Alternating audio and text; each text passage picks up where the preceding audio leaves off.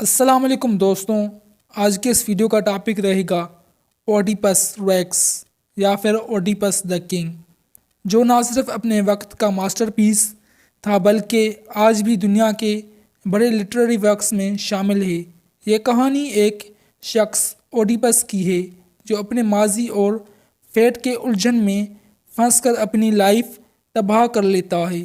تو آئیے اس کہانی کے ہر مومنٹ کو ڈیٹیل میں ایکسپلور کرتے ہیں۔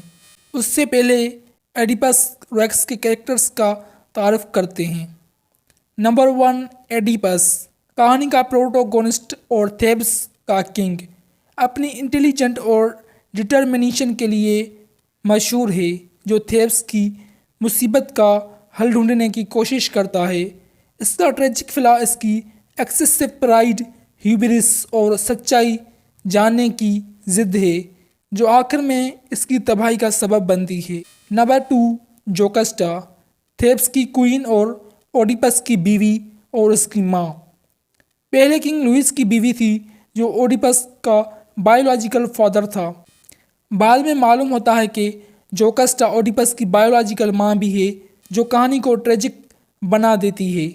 نمبر 3، کریون، اوڈیپس کا سالہ، جو جوکسٹا کا بھائی ہے، اوڈیپس کا لائل ایڈوائزر ہے، مگر ایک پوائنٹ پر اوڈیپس اس پر ڈاؤٹ کرتا ہے۔ کریون ریشنلی اور کیمنیس کی مثال ہے، جو اوڈیپس کے امپلسو نیچر کے اپوزٹ ہے۔ نمبر 4، ٹریسیاس، ایک اندھا پروفٹ جو فورس سائٹ رکھتا ہے۔ یہ اوڈیپس کو سچ بتاتا ہے کہ اس کا ہی ہاتھ کنگ لوئس کے قتل اور تھیبس کے پلیگ میں ہے۔ اس کا بلائنڈنس وزڈم اور انسائٹ کا سمبل ہے، جبکہ اوڈیپس جو دیکھ سکتا ہے اپنے پاسٹ اور سچائی کو سمجھنے سے اندھا ہے۔ نمبر 4، لوئس، تھیبس کا پہلا کنگ اور اوڈیپس کا بائیولوجیکل باپ، ایک کراس روڈ پر ان نوئنگلی اپنے ہی بیٹے اوڈیپس کے ہاتھ مارا جاتا ہے، جو پروفیسی کو پورا کرتا ہے۔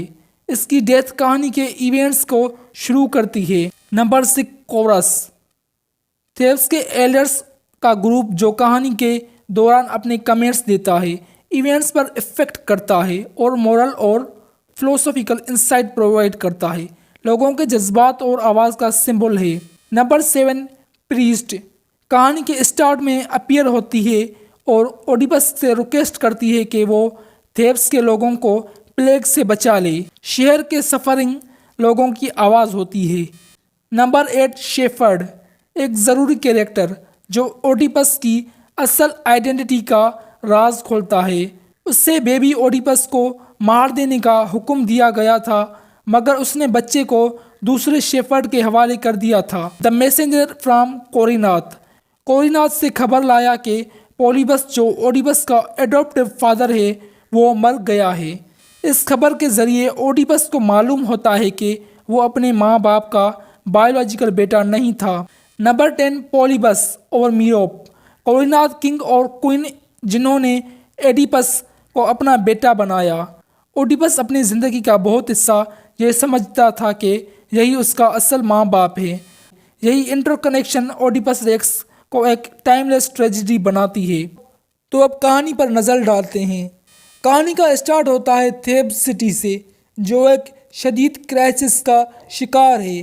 سٹی میں ہر طرف ڈیزیز پھیل چکی ہے اور لوگ ڈیتھ کے سائے میں جی رہے ہیں۔ سٹی کا کنگ اوڈیپس، جو اپنے لوگوں کا بہت خیال رکھتا ہے، ان کی اس پرابلم کا سلیوشن ڈھونڈنے کے لیے پریشان ہے۔ اوڈیپس اپنے لوگوں کے سامنے آتا ہے اور پرومس کرتا ہے کہ وہ اس کرائسس کا سلیوشن لائے گا۔ وہ اپنے ایڈوائزر کریون کو ڈیلفی بھیجتا ہے، جہاں کے اوریکل سے وہ تقدیر کا الہام لینے جاتا ہے۔ کریون واپس آتا ہے اور ایک خوفناک بات شیئر کرتا ہے۔ اوریکل کا کہنا ہے کہ تھیبس کی پرابلم تب تک سالو نہیں ہوگی جب تک اس شخص کو پنشمنٹ نہیں ملتی جس نے پہلے کنگ لوئس کا مرڈر کیا تھا۔ اوڈیپس سن کر شاکڈ ہوتا ہے اور پرومس کرتا ہے کہ وہ مرڈرر کو ڈھونڈ کر پنشمنٹ دلائے گا۔ اوڈیپس لوگوں کو سامنے بلاتا ہے اور کہتا ہے کہ اگر کسی کو کچھ بھی پتہ ہے تو وہ سامنے آئے۔ اس دوران ایک بلائنڈ پروفٹ ٹائرساس بلایا جاتا ہے۔ ٹائرسس پہلے بات کرنے سے انکار کرتا ہے، مگر اوڈیپس کے انسسٹ کرنے پر وہ ایک سچائی بیان کرتا ہے جو سب کو ہلا کر رکھ دیتی ہے۔ وہ کہتا ہے کہ اوڈیپس خود اس پرابلم کا سبب ہے جو تھیبس پر پائی ہے۔ اوڈیپس کو غصہ آتا ہے اور وہ ٹائریسس کو اکیوز کرتا ہے کہ وہ جھوٹ بول رہی ہے۔ ٹائریسس چلی جاتی ہے مگر اپنی بات پر قائم رہتا ہے۔ اوڈیپس اب اپنے قریبی لوگوں پر ڈاؤٹ کرنے لگتا ہے۔ وہ کریون پر اکیوز کرتا ہے کہ وہ تھرون چاہ رہا ہے اور اس لیے ٹائریسس کے ساتھ مل کر کانسپریسی یعنی چال چل رہا ہے۔ کریون اپنی صفائی دیتا ہے مگر اوڈیپس کا اینگر بڑھ جاتا ہے۔ انت میں اوڈیپس کی وائف جوکسٹا آ کر روک لیتی ہے۔ جوکسٹا دونوں کو سمجھاتی ہے اور بات کو کول ڈاؤن کرتی ہے۔ جوکسٹا اپنے ہسبینڈ کو کمفرٹ دینے کے لیے ایک کہانی شیئر کرتی ہے۔ وہ کہتی ہے کہ کسی وقت ایک پروفٹ نے کہا تھا کہ اس کے پہلے ہسبینڈ لوئس اپنے ہی سن کے ہاتھ سے کلڈ ہوگا، مگر جوکسٹا کہتی ہے کہ یہ پروفیسی غلط نکلی کیونکہ ان کا سن بورن ہوتے ہی کلڈ کر دیا گیا تھا اور لوئس ایک دن ایک کراس روڈ پر چوروں کے ہاتھ مار گیا۔ اوڈیپس یہ بات سن کر ایک عجیب اینزائٹی محسوس کرتا ہے۔ اوڈیپس کو اپنے پہلی میموریز یاد آنے لگتی ہیں۔ اس سے یاد آتا ہے کہ وہ اپنے ریئل پیرنٹس کو نہیں جانتا تھا اور کسی وقت ایک پروفٹ نے کہا تھا کہ وہ اپنے فادر کا مرڈرر بنے گا اور اپنی مدر سے میرج کرے گا۔ یہ بات اسے بہت ڈسٹرب کر دیتی ہے۔ اسے یقین ہوتا ہے کہ جوکسٹا کی بات اور اس کا پاسٹ کنیکٹڈ ہے۔ اوڈیپس فیصلہ کرتا ہے کہ اس وقت کے شیپرڈ کو ڈھونڈا جائے جو کنگ لوئس کے ساتھ تھا۔ جب شیپرڈ سامنے آتا ہے تو ایک اور ٹروتھ سامنے آتی ہے۔ شیپرڈ کہتا ہے کہ لوئس کا سن الائیو تھا اور اسے مارنے کے بجائے اسے کسی دوسرے سٹی بھیج دیا گیا تھا اور یہی سن اوڈیپس ہے۔ اوڈیپس کو پتہ چلتا ہے کہ اس نے اننوئنگلی اپنے فادر کا مرڈر کیا ہے اور اپنی مدر سے میرج کی۔